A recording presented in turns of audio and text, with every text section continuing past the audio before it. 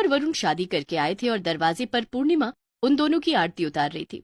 तभी पूर्णिमा की नजर राधा पर पड़ती है। तू यहाँ क्या कर रही है? तुझे कहा था ना कि अपनी मनहूस शक्ल लेकर मेरे बेटे बहू के सामने मत आना। तेरी परछाई भी इन पर पड़ गई तो इनकी जिंदगी में न जाने कौन सा तूफान आ जाएगा। माँ, आज तो मुझे मत कोसो। आज मेरे भैया की शादी हुई है, भाभी घर आई है इस घर में। मुझे भाभी के रूप में सहेली मिली है।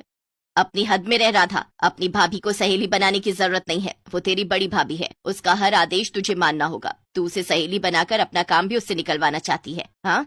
नहीं माँ, ऐसा नहीं है। चल अब अपने कमरे में जा। राधा सुबकती हुई अपने कमरे में चली जाती है। पूर्णिमा वरुण और कनिका की आरती उतार कर उनका स्वागत करती है और उन्हें उनके कमरे में बिठाती है। राधा के साथ पूर्णिमा का ऐसा रूखा व्यवहार देखकर कनिका हैरान थी। उसने वरुण से पूछा, वरुण, माँ जी ने राधा के साथ ऐसा व्यवहार क्यों किया? क्या राधा तुम्हारी अपनी बहन नहीं है? नहीं कनिका, ऐसी बात नहीं है। राधा मेरी ही बहन है। बात यह है कि जब राधा माँ के गर्भ में थी तब किसी पंडित ने माँ को बताया था कि अगर तुम्हें बेटी होगी तो तुम्हारे पति की मौत हो जाएगी, और राधा के जन्म के बाद यही हुआ। कुछ महीने बाद पिताजी चल बसे, जिस कारण माँ राधा को मनहूस मानती है। ओह, तो ये बात है। लेकिन इसमें राधा की कोई गलती नहीं है। कनिका और वरुण बातें कर रहे थे, तभी पूर्णिमा के चीखने की आवाज आती है।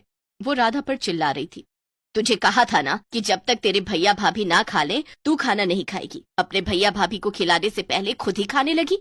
लेकिन माँ, ये तो सिर्फ एक लड्डू है जो भाभी के मायके से आया है। मैं तो सिर्फ टेस्ट कर रही थी। मुझे ये समझ नहीं आता कि तुझसे सब्र क्यों नहीं होता। पहले जा अपने भैया भाभी को चाय नाश्ता करवा, फिर खुद कुछ खाना। ठीक है माँ। राधा वरुण और कनिका के लिए उनके कमरे में चाय नाश्ता पहुंचा देती है। नाश्ते की ट्रे टेबल पर रखकर वो कमरे से बाहर जाने लगती है। रुको राधा। जी भाभी। तुमने मिठाई खाई? पहले आप और भैया खा लीजिए, फिर मैं खा लूंगी।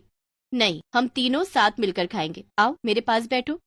राधा कनिका के बगल में जाकर बैठ जाती है। कनिका उसे अपने हाथों से मिठाई खिलाने लगती है। राधा को कनिका का इस तरह उसे प्यार करना बहुत अच्छा लगता है। उसकी आंखों से आंसू छलक आते हैं। क्या बात है राधा? भाभी, बचपन से आज तक माँ के प्यार के लिए तरस रही हूँ। माँ ने कभी मुझे अपने हाथों से खाना नहीं खिलाया। आज पहली बार कोई मुझे अपने हाथों से खिला रहा है। मैं भी तो तुम्हारी माँ समान हूँ राधा। बड़ी भाभी माँ का ही दूसरा रूप होती है, तभी तो भाभी माँ कहा जाता है। मैं तुम्हें माँ का प्यार दूँ।